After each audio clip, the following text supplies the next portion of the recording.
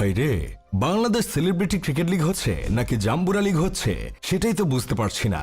এই সময় দেশে যে জাম্বুরার বাম্পার ফলন হয়েছে সেটা এই জাম্বুরা লিগ না দেখলে কখনো জানতেও পারতাম না। বিটিভি এখনো জাম্বুরার বাম্পার ফলন নিয়ে একটা প্রতিবেদন তৈরি করেনি। বিষয়টা জানার পর আমি খুবই হতাশ হয়েছি। তাদের উচিত ছিল জাম্বুরাগুলো চাষে কে বা কারা, কিভাবে এই জাম্বুরা চাষ করেছে সেই বিষয়গুলো তুলে ধরা। বাংলাদেশ এত উন্নত হয়ে গেছে সেটা আমরা অনেকেই জানতাম না। এজন্যই হয়তো এক মহান ব্যক্তি বলেছিলেন বাংলাদেশ একদিন আমেরিকাকে ছাড়িয়ে যাবে। এই তো এখন এই জাম্বুরা লিগের মাধ্যমে দেখতেছি বাংলাদেশ আমেরিকাকেও ছাড়িয়ে যাচ্ছে।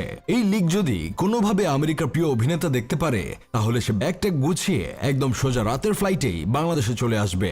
মাঝে মাঝে মনে হয় এই লিগ মূলত আয়োজন করা হয়েছে উঁচু নিচু পাহাড় পর্বত ও গ্রীষ্মকালীন ফলমূল দেখানোর জন্য। আসলে তাদের বোঝা উচিত দর্শকরা ক্রিকেট খেলা দেখতে যায়, ফলমূল কিনতে নয়। তবে এই জাম্বুরা লিগে যে শুধু জাম্বুরা পাওয়া যায় বিষয়টা এমন না। এই লিগ আপনি চাইলে আম, কাঁঠাল, তরমুজ, পেঁপে সবকিছুই পাবেন। সেলিব্রিটি চ্যাম্পিয়ন্স লিগে মোটামুটি সবকিছুই হয় শুধুমাত্র ক্রিকেট খেলা ছাড়া।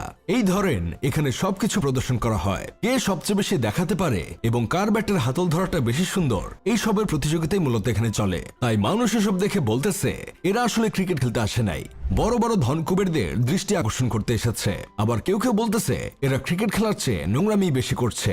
এই যে আপনারা এই নায়িকাকে দেখে অন্য কিছু মনে করতে পারেন, কিন্তু আমার অন্য কিছু মনে হয়নি। কারণ তার মন যে অনেকটা বড় তিনি সেটাই সবাইকে দেখাতে এসেছেন।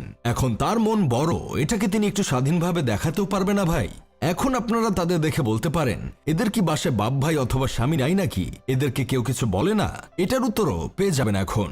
এই যে আমাদের মিস বাংলাদেশ আপুকে দেখতে পাচ্ছেন, উনি আসলে ক্রিকেট খেলতে এসেছেন নাকি অন্য কিছু খেলতে এসেছেন সেটা হয়তো তিনি নিজেই জানেন না। তাই তো এক ইন্টারভিউতে তিনি বলতেছিলেন তার স্বামী দেশের বাইরে আছেন, তাই তাকে ভিডিও কলে ব্যাটের হাতল কিভাবে ধরতে হয় সেটা নাকি শিখিয়েছে। তাছাড়া তিনি আরো বলেছেন তিনি কোনো ছবি ছাড়লে তার শাশুড়ি আম্মা নাকি কমেন্টে এসে বলেন মাশাআল্লাহ অনেক সুন্দর লাগছে আম্মা। তাহলে হয়তো এখনো তার এমন পোশাকে ক্রিকেট খেলা দেখেও কমেন্ট করছে মাশাআল্লাহ অনেক সুন্দর খেলেছো।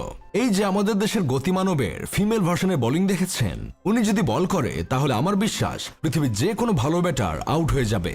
এখন আপনারা ওনার ড্রেস আপ নিয়ে কথা বলতে পারেন, কিন্তু লাভ নেই, কারণ তিনি ছোট কাপড় পরার জন্যই মূলত নিজেকে ফিট রাখেন। তবে আশা করি সামনের দিনগুলোতে তিনি আরো ফিট হবেন যেন আরো ছোট কিছু পড়তে পারে। ব্যাট বল হাতে এই অলরাউন্ডার ক্রিকেটারকে দেখে তো আমি ভেবেছিলাম কোনো হোটেল থেকে কোনো কর্মী পালিয়ে চলে এসেছে, কিন্তু না, আসলে তিনি জাম্বুরা লিগেরই একজন খেলোয়াড়। এইসব দেখে আমার বন্ধু কেরামত নিজের ফলোয়ার বাড়িয়ে সেলিব্রিটি হতে যাচ্ছে, কারণ সামনে সেলিব্রিটি চ্যাম্পিয়ন্স লিগে তার এদের সাথে খেলতেই হবে।